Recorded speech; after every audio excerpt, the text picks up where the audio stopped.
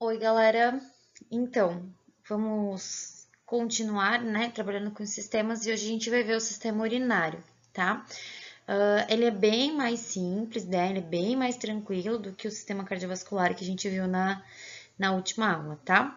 Então, o sistema urinário, ele tem a função de realizar a excreção, ou seja, de remover os resíduos que foram produzidos durante o nosso metabolismo de dentro da gente, certo? Geralmente esses resíduos eles são chamados de resíduos nitrogenados, porque são compostos de nitrogênio. No exemplo humano, a gente tem a ureia e o ácido úrico, a gente vai falar um pouquinho deles depois, tá? Bom, o sistema urinário, então, ele é formado por 4 órgãos, que são os rins. Deixa eu pegar minha canetinha aqui. Então, nós temos 2 rins, um do lado esquerdo e um do lado direito, tá? Esses rins, eles se conectam com a bexiga, que é o número 3, tá? Por um canal que se chama uréter. Então, a gente tem 2 uréter também, né? Cada uréter é responsável por ligar o rim até a bexiga.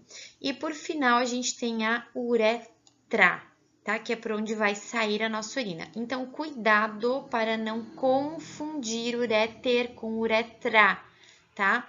Ureter é o canal de comunicação entre rim e bexiga. Uretra é o canal que sai a nossa urina, certo? Então, os rins, dentro dos rins existem várias estruturas, mais de 1000 estruturas em cada um deles, que se chamam néfrons. E esses néfrons, eles têm a função de filtrar o nosso sangue, certo?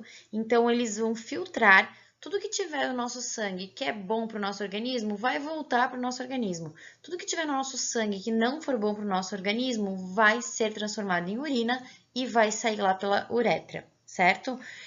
Os rins também têm outras funções, como por exemplo, regular o pH do sangue, o grau de salinidade do sangue, a pressão osmótica, tá? Tem outras funções. Porém, a que a gente mais vai usar e vai focar hoje na aula de sistema urinário é essa função de realizar a excreção dos resíduos produzidos no metabolismo, certo?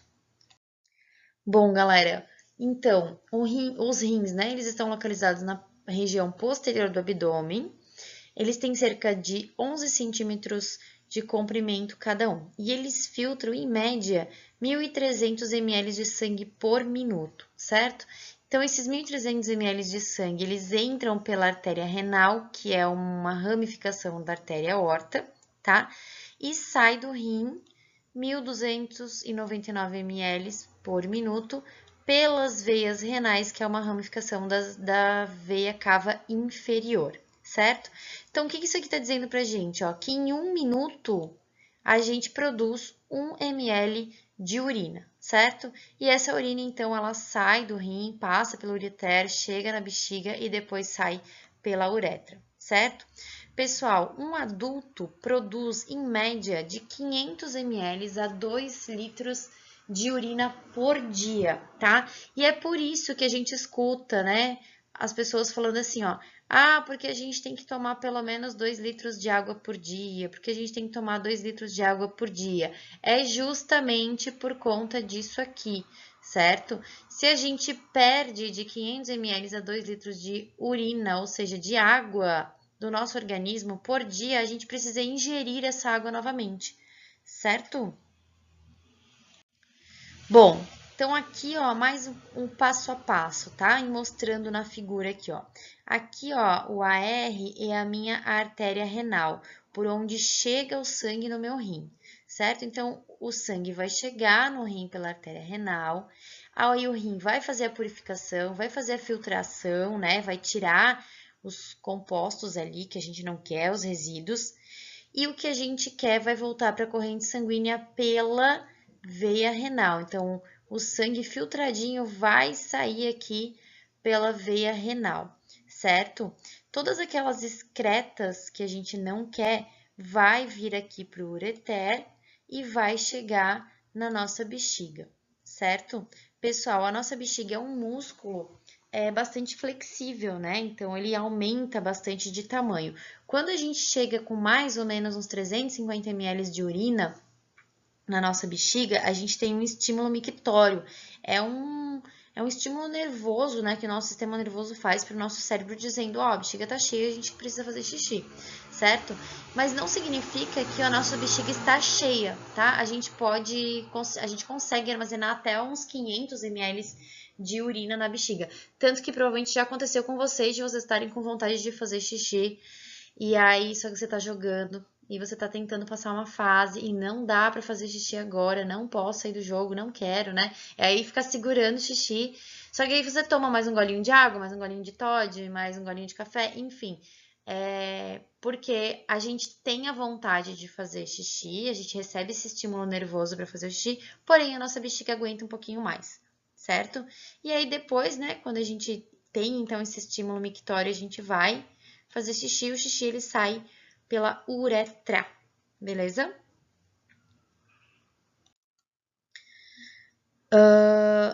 Bom, aqui, gente, ó, tem uma estrutura mais interna do rim, tá? Para vocês observarem, mas não se preocupem em entender toda essa nomenclatura, tá? Isso aqui a prof não vai cobrar na prova de vocês, nem atividade, em nem lugar nenhum, tá? É só para vocês verem como que é a nossa estrutura dentro do nosso rim, tá? Então, a gente tem a cápsula aqui do rim que é ao redor. Dentro do rim, todo esse amarelinho aqui, ó, a gente chama de córtex. Esse vermelhinho por dentro a gente chama de medula, tá? E aí a artéria renal e a veia renal vocês já viram, certo? Essa parte mais próxima à veia e à artéria a gente chama de cálice. Esse primeiro canal aqui, ó, que chega no uréter é o bacinete. E aí a gente tem o uréter, tá? Então, que nem a prof falou, não é algo que eu vou cobrar de vocês a estrutura do rim, é só para vocês verem como ele é, certo? E esses néfrons aqui, ó, são várias estruturas pequenininhas que ficam dentro do nosso rim, que nessa imagem não tá mostrando, tá? Mas são eles os responsáveis, então, por fazer a filtração do sangue, beleza? Bom, e do que é composta a nossa urina, né? A composição da urina ela vai variar bastante conforme os hábitos alimentares da pessoa, a saúde da pessoa, se ela tem alguma doença ou não, tá? Mas geralmente está bastante relacionado com a alimentação. E aqui, ó, a gente tem uma imagem de como é a urina de uma pessoa saudável, normal, tá? Então, 95% da urina é água e os outros 5% a gente vai ter, então, as excretas que ou estão em excesso ou não fazem bem para o nosso organismo e a gente está mandando embora, tá? Então, ureia e ácido úrico, fosfatos, potássio, magnésio, amônia, sódio e creatinina são alguns desses compostos, certo? E, pessoal, muitas vezes os médicos pedem para a gente fazer exame de urina para detectar alguma doença, tá? A gente consegue detectar várias doenças somente no exame de urina. Então, por exemplo, a proteinúria é quando a gente está eliminando muita proteína na nossa urina.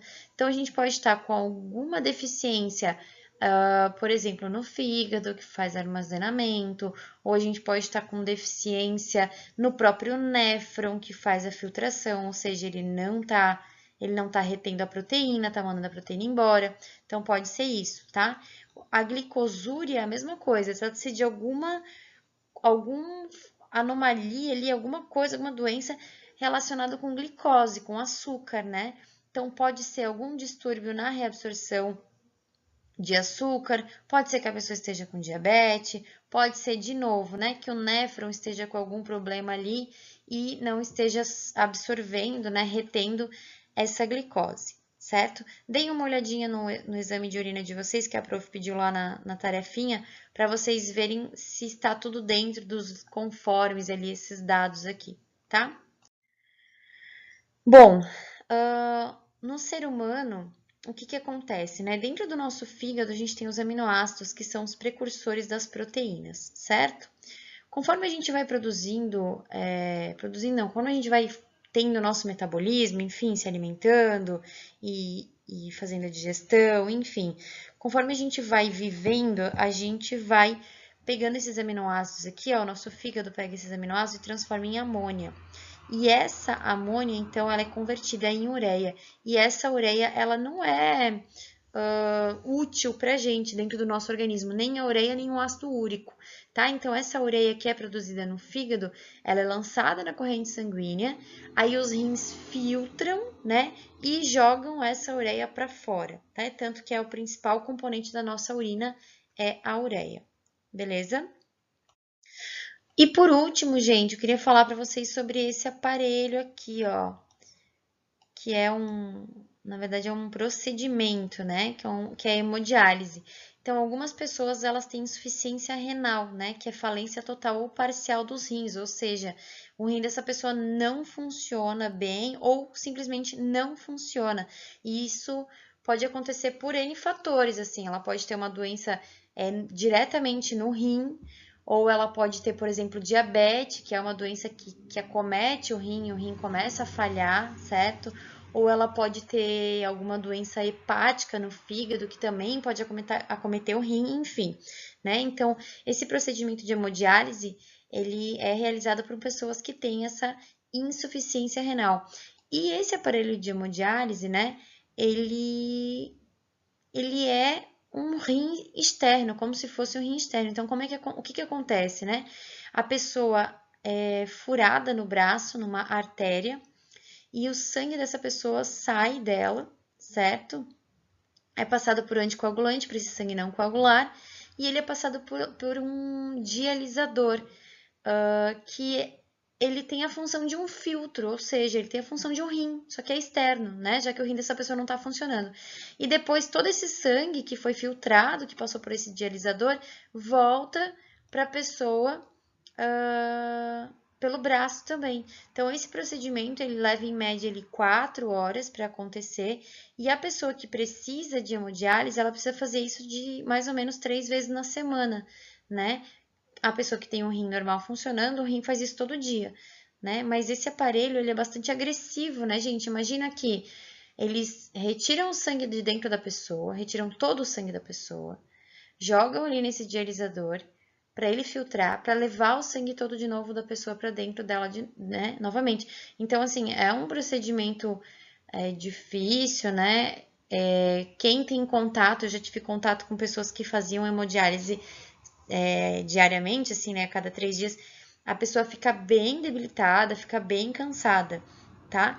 E ele não é uma cura para insuficiência renal. Às vezes pode ser, né? Às vezes a pessoa ela tá com uma insuficiência renal parcial, ou seja, o rim dela não tá funcionando naquele momento, ela vai para o hospital, ela faz hemodiálise, só que eles conseguem reverter a situação, o rim voltar a funcionar e beleza, certo? Mas a hemodiálise, ela muitas vezes não supre a necessidade e a pessoa de fato ela tem que fazer um transplante renal. Beleza? No mais é isso. Vocês já sabem, né? Dúvidas, questionamentos, qualquer coisa a gente conversa na aula virtual ou então me mandem lá no fórum de dúvidas que a prof responde, tá? Beijo!